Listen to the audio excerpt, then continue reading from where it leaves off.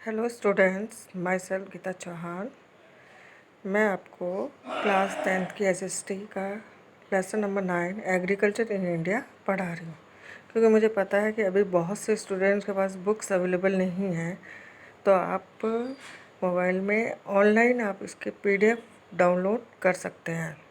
उससे आपको काफ़ी हेल्प मिलेगी।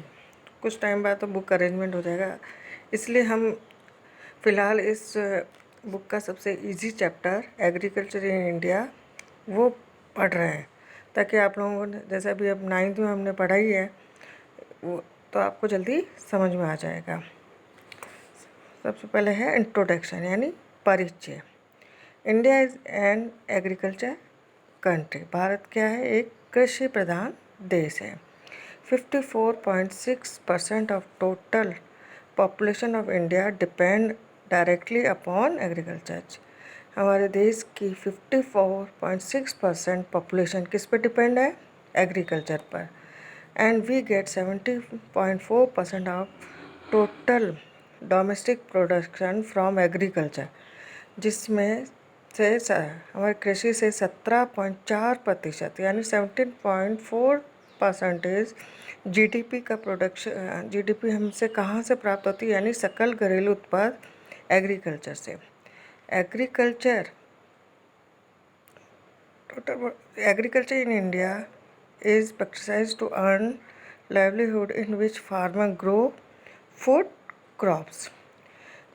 भारत में कृषि लोगों के जीवन यापन का एक साधन है, जिसके लिए किसान खेती करता है, फूड क्रॉप्स को उगाता है और फसल यूज, ताकि उसका जीवन निर्वाह हो सके on his land by using traditional method. और वो कौन से तरीके? परंपरागत तकनीकों के द्वारा कृषि करता है। ये sell the surplus and buy other things of his daily use. और उसके बाद जो उसके पास सरप्लस अनाज होता है, जो उसके जीवन यापन हेतु जितना तो वो रख लेता है, उसके बाद जितना अगर एक्स्ट्रा अनाज होता है, जो सरप्लस प्रोडक्शन होता है, उसको मार्केट में बेचने के बाद उसके जीवन निर्वाह तो जो दूसरी चीज़ें हैं उसको परचेज कर लेता है। Agriculture in India is being carried out for about 7,000 years since the time of Mohenjodaro. Bharat में कृषि कार्य लगभग 7,000 वर्ष पूर्व मोहनजोदड़ो और सिंधु सभ्यता से होता रहा है। मोहनजोदड़ो है Saraswati Sindhu civilization. Due to the passage of time and circumstances, agriculture has undergone continuous changes in its form and different fields. इस कृषि कार्य पर समय काल और परिस्थिति के फैक्ट के कारण इसके जो स्वरूप और इसके जो फॉर्म्स में है, इसमें धीरे धीरे परिवर्तन आया है। मतलब कृषि करने के तरीक़ों में धीरे धीरे परिवर्तन आया है। That is why Indian agriculture has different form which can be classified on the basis. इस कारण से भारतीय कृषि के विविध स्वरूप है। इन विविध स्वरूपों को के आधार पर वर्गीकृत किया जाता है, जैसे forms of agriculture basis on the basis of season, यानी मौसम के आधार पर कृषि को वर्गीकृत किया गया है, यानी डिवाइडेशंस किया गया है। Different form of agriculture on the basis of season. It has been divided in 3 forms: kharif crops, rabi crops and zaid crops. जैसे अभी जो फसलें प्रेजेंट टाइम में जो बोई जाएगी वो किस में आएगी? खरीफ क्रॉप्स में। Kharif crop which are sown in June July and harvested in October November. कब बोई जाती है खरीफ क्रॉप्स? जून जुलाई में इसको बोया जाता है और उसकी कटाई कब होती है? अक्टूबर नवंबर में। और इनमें कौन कौन सी मेन मुख्य फसलें हैं? Rice, maize, millets, groundnuts, moong, urad, sugar cane, soybean etcetera are some of the major crops of this season. आपको ये किस सीजन में कौन सी क्रॉप्स बोई जा रही है उसका भी आपको ये ध्यान रखना है। This these crops depend on monsoon rain, but these days crops are also sown with irrigation. ये जो क्रॉप्स है ये अधिकतर तो मानसून पर डिपेंड रहती है, लेकिन कई जगह सिंचाई के द्वारा भी सिंचाई के द्वारा भी बुआई की जाती है। रबी crops crop which are Son in October November. कब बोई जाती है? अक्टूबर नवंबर। और कब काटी जाती है? मार्च अप्रैल। Harvested in March April. और इसमें कौन कौन सी मुख्य फसलें हैं? Wheat, gram, barley, oil seed, अलसी, मस्टर्ड, क्यूमन सीड यानी जीरा, कोरिंडर, पॉपी यानी अफीम, psyllium in isabgol are some of the major crops. ये मुख्य फसलें जो रबी क्रॉप्स में आती है। Most of these crops are grown with इरीगेशंस।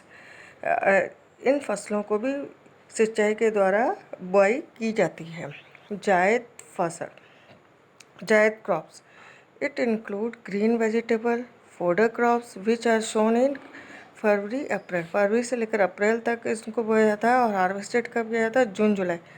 तो कौन कौन सा आता है इसमें? Watermelon, gourd, bottles, gourd, cucumber, एसेक्टा ग्रोन इन दिस सीजन। जैसे कि तरबूज है, खरबूजा है, लौकी है, ककड़ी है, खीरा है, ये किस में आती है? जायद क्रॉप्स में। अब है basis form of the use of agriculture principle in India. कि अब इस एग्रीकल्चर्स का किस वे में यूज़ कर रहे हैं? फूड क्रॉप्स में या कमर्शियल क्रॉप में या प्लांटेशन क्रॉप, गार्डन क्रॉप्स। तो हम भारत में कृषि विधियों के उपयोग के आधार पर कहाँ कैसे इसका यूज़ हो रहा है ये हम बताएं। Food crop which are use for eating as food, like अगर हम खाद्यान्न के रूप में इसको ले रहे हैं तो क्या कहे ये फसलें क्या कहलाएंगी? Food crops like rice, wheat, maize, jowar, millet, बाजरे and pulses etcetera. Commercial crops यानी व्यापारिक या औद्योगिक फसलें। Crops which are use for commercial purpose और as raw material in industries. They are also known as cash crop which include sugar cane, cotton, jute, tambaku and oil seed. ऐसी फसलें जिनका उपयोग व्यावसायिक कार्य के लिए यानी बिजनेस के लिए या उद्योग में यानी इंडस्ट्री में रॉ मटेरियल के रूप में काम में लिया जाता है, इन्हें कैश क्रॉप यानी मुद्रादायनी फसलें कहा जाता है। इसमें कौन कौन सी आती है? Sugar cane, cotton, jute, tambaku and oil seed. Plantation crops इन्हें बोलेंगे बागानी कृषि। जैसे एक बार इनका पेड़ लगा दिया जाता है तो काफ़ी सालों तक उससे प्रोडक्शन प्राप्त होता है। जैसे these crops are grown in large plantation and are use at drinks and industrial like tea, rubber, cinchona, spices etcetera. जैसे कि चाय, कॉफ़ी, चाय, रबड़, सिनकोना और गरम मसाले एक्सेट्रा। अब है गार्डन क्रॉप्स में फ्रूट्स एंड वेजिटेबल यानी उद्यान फसलें। इसमें फल और सब्जियों को सम्मिलित किया जाता है। स्टूडेंट्स आज के लिए इतना ही बताऊंगी, लेकिन आपको साथ के साथ नोट्स भी बनाने हैं। जैसे अभी मैंने यह बताया कि इसको क्वेश्चन फॉर्म में साथ के साथ ही अपन को लर्न करते जाना है। जैसे in how many forms of agriculture in India on the basis of season. तो आपको ये बताना kharif season, rabi season, kharif crops, rabi crops and zaid crops. तो आपको इसमें ये बताना है कि कब इसको सोन किया जाता है, कब हार्वेस्टेड किया जाता है और इसमें कौन कौन सी मेन जो क्रॉप्स हैं इन तीनों के बारे में बताना है। फिर सेकंड क्वेश्चन आपका बनता है कि which crops in India known as food crops, commercial crop, plantation crop, garden crop. अलग अलग भी पूछा जा सकता है या आपको साथ में भी पूछा जा सकता है form of agriculture principle in India. तब आपको ये चारों ध्यान रखना है। तो आप साथ साथ नोट्स भी बनाते जाइए और जो मैं बताती जा रही हूँ आप उसको राइट डाउन नोट करते जाइए, ठीक है।